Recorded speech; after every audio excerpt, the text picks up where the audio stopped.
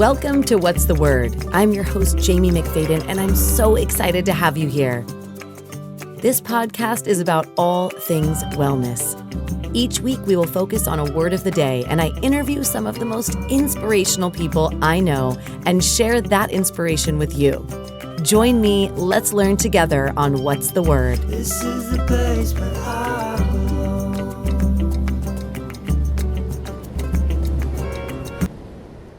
Hi, and welcome back to What's the Word. Today we have a very special episode because we brought back your favorite, yes, and mine, favorite guest of all from season 1. He is an extraordinary person. He is a celebrity trainer that works with some of the biggest names in the celebrity world. Not to mention, he is one of the overall greatest human beings I personally have ever met. And he just so happens to be my bestie. So there's that. I am so honored to have him back here with us today. He is a trainer all over. You can literally see him all over the world on different platforms, different apps. He is a beautiful specimen of a human, just in every which way. And I'm so happy he's here. We are going to talk about change today. So let me just bring him right out with us. Kenta Seki. Kenta, hey. Oh, come on, that intro. I can't. How are you going to build me up with that? Thank you. So happy to be here. I'm so happy to have you here. And I'm certain that everyone is so happy as well because you were so well received. And just like you are all the time, your generosity, your love, your kindness that you give to people, you are a giver of all things. And you chose the word change today. And as we come upon the new year, which is all about, new beginnings, we're actually doing a course that's renewing you in 22. And it's all about taking 6 weeks to focus on physical self-care. So you chose change, which means to make different or modify. Let's dive into that. What does that make you feel right now? I'm going through a huge moment of change right now myself. I just moved into a new place and it literally just took over my previous month, November. Like I just had nothing else to do but move and unpack and organize. And it was the first time I ever had to not work out. I literally didn't work out at all in the month of November. And that's saying a lot because I would work out 5 days a week. So from going from my huge, schedule of working out to not at all, it just made me really start to notice change within my body, change within my mind, ways that I started thinking about things, judgments I would put on myself, my body, so many things. And change was the one focus about it because it's when you're looking at change, there's so many things that can be moving around you. And the one thing you want to do is not let it affect you in a negative way. Focus on how you can focus on the positives and what change coming from that could be the best thing. So for me, giving up my fitness, for that month and focusing on the move was positive change. And then I just had to start to refocus and think about, okay, how can I allow myself more empathy and compassion to be okay with that being my change? And that's something I'm still working on now. And it's something I want to push forward to other people too, to have empathy during different states of change and to realize that change is good. And you just make sure you're focusing on the right things and dealing with them in the right way. Oh, I love that you just brought that up. And for anyone that doesn't know, so Kenta is my bestie and we've worked together for a decade on many different things. But one thing that is for sure is he is perfection. He gives 110% with everything he does. He will, spend every last breath of a day just to make sure that he is getting something exactly the way that he believes it to be, that it should be, right? And I think that it is one quality. Clearly, you and I are a little different on that way. I'm let's just slap something together. Come on. And Kenta is very methodical about the way he is. And so I think for anyone listening, hearing him say right now, for anyone that knows him, he's known as Mr. Abs as well. So for him to say that it was a challenge for him to go 1 month without making it to the gym, which I know, and not just the physical impact on that, but the mental aspect as well, right? It's just such a reminder for all of us to give ourselves that grace. So can you kind of share with us, how has it been to make that transition? Because I know for some that are going through transitions right now in their lives, it's oh, well, that sounds good. Give myself this grace, but how do you even start? Wow. I mean, a lot of different ways. First and foremost, regardless of what it is that the change is that's happening in your life, start looking at how you're starting to frame that in your mind. So for me personally, with my physical change of not working out, my first thoughts were starting to have negative thoughts about my body and sending, oh gosh, I'm starting to lose my gains. I'm starting to get softer. I'm starting to, not be the person that I say I am, on social media and to everybody with my job and my career. But at the same time, I have to realize that, it's because I'm dedicating my time and energy to something else that is important right now in this season, in this moment. So taking the time to just appreciate that, you can't do everything all at once. And if you're designating your time and energy towards something else that is more important at that time, then that's what matters. And if you're finding yourself getting angry or negative about something else, in this case, my body, then you just have to, as you said, give yourself that empathy, that compassion, and just allow yourself to know that you can focus on these other things right now. And yes, something else might be getting less time than it used to, but know that in the future, as soon as you get over whatever it is that you're working on now, you can get back to, whatever it is that you're working on. So I am looking forward to getting my workouts on again, getting back onto a routine, hopefully before the holidays are done. I'd like to get into them sooner, but regardless of when they do come, I know that they will. And I'm giving it. And even if, they don't come as soon as I can, I'd like to still give myself that compassion and to still give myself that love and to still know that, things come and go. And just as long as you give yourself that grace, then that's how we get through life. You can't get through it in these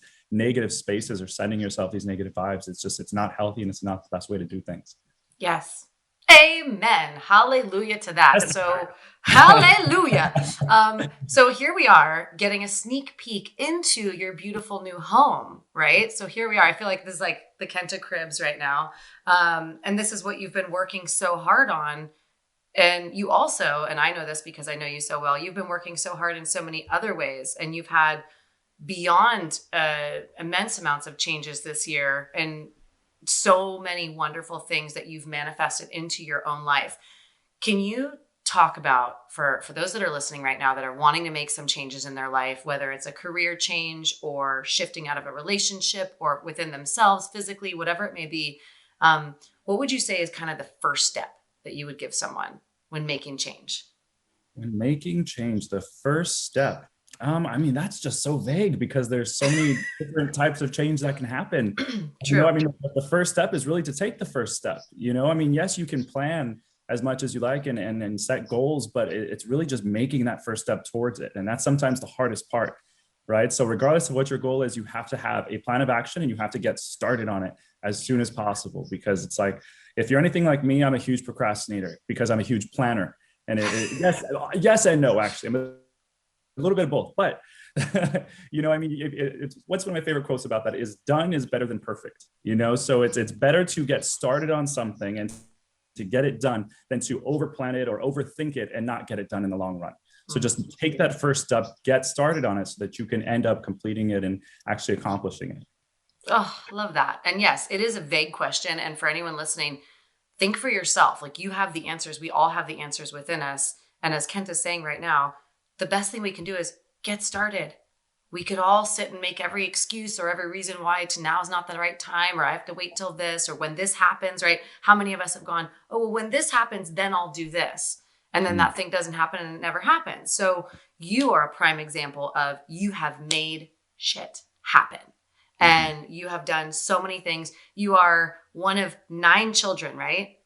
That's right. Number Yes. 6 out of 9. Number 6 of 9 children. So Kenta, you've grown up with a big family where I'm sure there's been changes happening all the time within your own family dynamic. And I would love for you to share, when it comes to, because our families come into play when it's the holiday season, and a lot of people get stressed out, and a lot of people, either they want, to be all doing these perfection things for their family, or they're like, oh, I need boundaries with my family, whatever it may be. And sometimes motivation comes and goes in waves throughout this time of year, right? Like at the end of the year, everybody's jotting down, okay, these are the goals that I'm going to do come the next year. But then they might get bogged down with all these social activities or things going on with their family, whatever else. How do you, as someone that's grown up in a big family, you are someone that you give so much energy to so many people around you all the time. You are a light in this world. How do you keep motivated when there's so many things going on?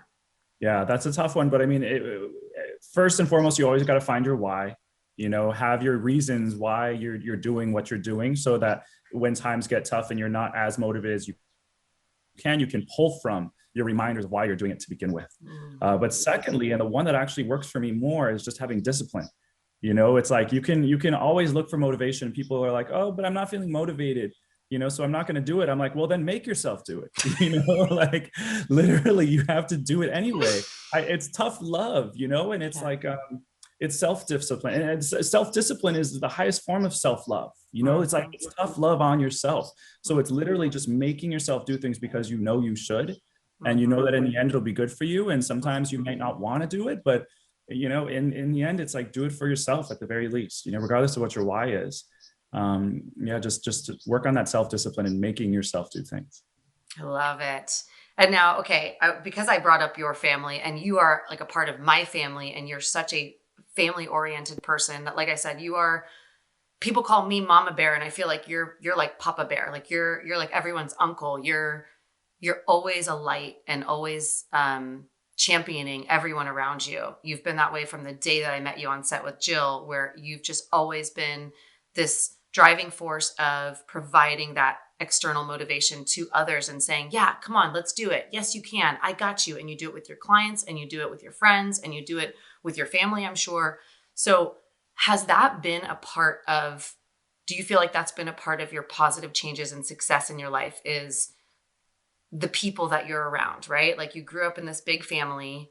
Um, and I'm sure you all are different in many different ways. And I know I've met some of your family, but how would you say to someone listening right now? Because I think a lot of times when it comes to self-care specifically, we give all of our energy to everyone else and then we have nothing left. So for someone and I feel like you're the shining example of this, you've got a big family that you came from, you're around a lot of people, you're training clients online and live. How do you make that time for yourself? Like what do you do so that you don't get swept up in everybody's help me, I need to change. Literally, yes. I mean, it's about setting boundaries first and foremost, and knowing how far you're willing to go for other people.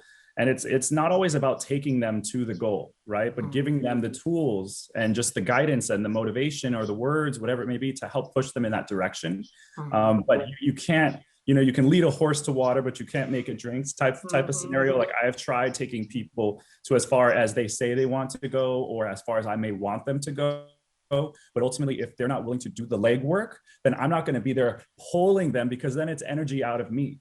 So mhm. literally, you have to find a way to just help other people in ways that can be beneficial to them, but not draining from yourself. So doing it in little ways is my best way, and just having boundaries of how far you're willing to go for others to help protect yourself. Yes, protect your energy, people. It is so true. And I would say, because I know you and I have talked about this before, knowing kind of who's in your circle, maybe taking inventory every now and again, making sure that the people that you're consistently surrounded with you're elevating each other. And not that life's always going to be this beautiful, song and dance, but in a way it is, even when it's tough. You and I have been through some ups and downs in our own lives separately, and we still consistently will check in with each other. Okay, what are you working on? What's going on? What's working for you? What do you need support on? And I think it's really important for anyone that's listening right now to take a moment to think about the support in your life and who you're supporting as well. Does it feel like it's balanced? Does it feel like it needs, maybe you need some changes there too? So what would you say about, I often tell my clients to take really baby steps so that they can eventually get to, these bigger goals that they have. What's your thought, like school of thought behind that? Are you a baby step person? Are you like, no, we're going all in 110% immediately? Like, what is it? Because I want people to realize that there's not a one size fit all for making change. Absolutely, and that's the problem. It's baby steps is always a good way to start. Because it can help a lot of people. But if you can, yeah, make the bigger changes. Some people need the bigger changes. There's a lot of people that are either all in or all out. And then Mhm. sometimes you need to give them that option.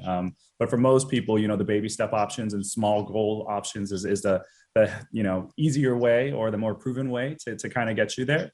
So having both options, it's like, okay, how much work are you really willing to do right now, realistically? So it's having that options and understanding which ones, and having the patience with people to work within the levels that they're capable of doing. And if Yeah. you're giving them these big options and it's too much for them, or they can't maintain it, then give them the smaller ones and let them know that that's okay, Hmm. first and foremost. So it's just giving both options.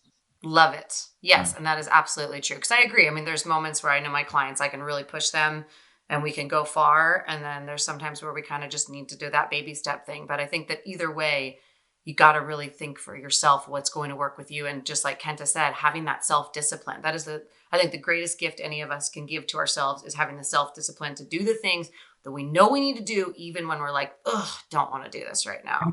And you know what? That's literally like the main thing that keeps me going. Like, I can't tell you how many times I have to be talking to myself. Like, come on, Kenta, get up, do what you're supposed to do. Like, literally have to write notes. I have to like literally talk to myself out of doing, like, into doing something. I talk to myself, okay, go to the gym. You can do this. I get in my car.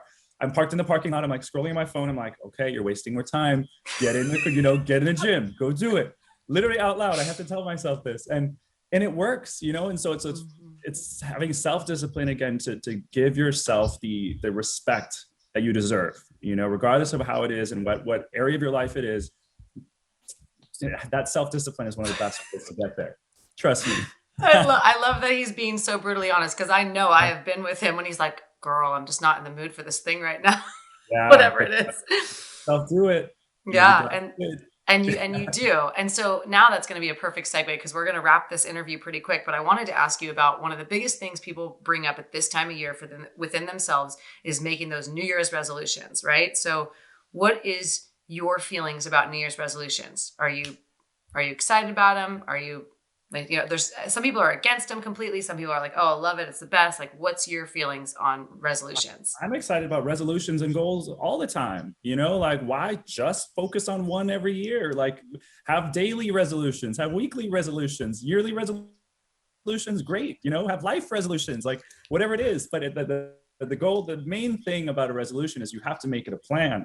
It's one thing to just say what you want to do, but the main thing to get there is, okay, how are we going to actually do that? What's your plan to make that happen? So yes, write down your resolutions. Yes, have goals in life. But more importantly, what are you going to do day to day, hour by hour, week by week to get there?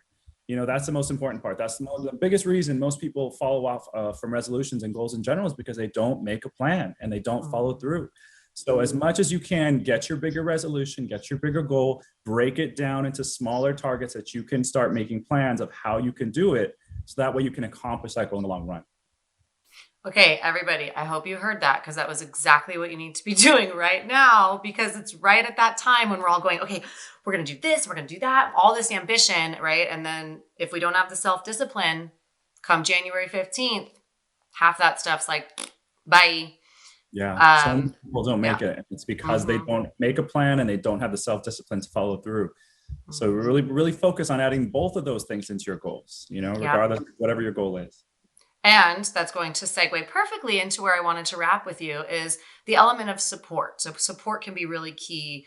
You have been someone in my life that's been so supportive and it's literally changed my ethos and what I do and how I do it and going for things that maybe I'm not sure, oh, should I do this? It's like, yeah, just do it. Go for it. With that being said, the element of support, you are on Fit On. You've got so many different places that you are teaching and how you give and how you share. So for those that are listening right now that want to be a part of your world, that want to find you, just be in your circle, where's the best place? What are you working on right now? Where should we send people to you?